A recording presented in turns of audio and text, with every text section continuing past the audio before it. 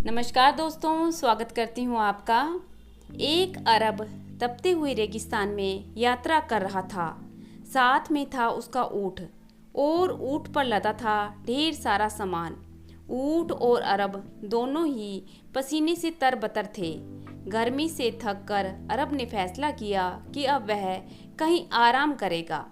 इसलिए यात्रा बीच में ही रोककर ऊँट की पीठ से अपना तंबू उतारकर अरब ने एक जगह गाड़ दिया और उसके अंदर जाकर सुस्ताने लगा।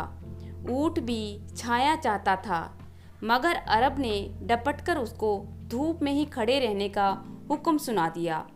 अरब ने तंबू में 2-3 घंटे तक आराम किया। जब सूरज थोड़ा ढल गया और उमस कम हो गई, तब अरब ने भोजन किया और ऊँट पर सवार होकर यात्रा के लिए चल पड़ा।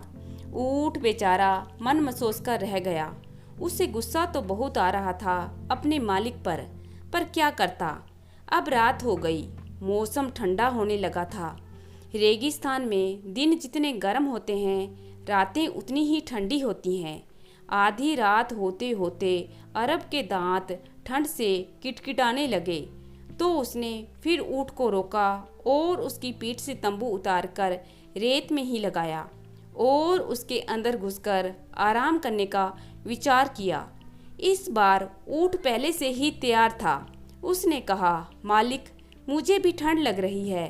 तो अरब ने घूरकर उसकी ओर देखा और टेंट में घुस गया। ऊँट बार बार तंबू में सिर घुसेड़कर पूछता, मालिक, मैं भी अंदर आ जाऊं? अरब ने सोचा, ऐसे तो यह बेहुदा ऊँट मुझे सोने नहीं देगा। इसलिए उसने कहा, ठीक है, तुम भी अपना सिर तंबू के अंदर कर लो। ऊँट खुश हो गया। वह मन ही मन मुस्कुरा रहा था। कुछ ही समय गुजरा था कि ऊँट ने फिर कहा, वाह मालिक, मज़ा आ गया। अब मेरे सिर को ठंड नहीं लग रही है। आप बुरा ना माने तो मैं अपनी अगली टांगें भी तंबू के अंदर कर लूं। अरब ने सोचा, इसमें बुराई क्या है। उसने अपने पैर सिकोड़ लिए और ऊँट ने अपनी गर्दन और अगली टांगें भी टेंट के अंदर घुसा ली। अरब की आंखें अभी झपकी ही थी कि ऊँट जोर जोर से चिल्लाने लगा। अरब ने पूछा, अब क्या हुआ? ऊँट बोला, ऐसे तो मैं बीमार हो जाऊंगा मालिक। आधा शरीर गर्म और आधा ठंडा हो रहा है। देख लीजिए, अगर मैं बीमार हो गया तो आपको भी यात्रा बीच में ही छोड़नी पड़ेगी। अरब बेचारा सोच में पड़ गया। फिर बोला, तो क्या करूं?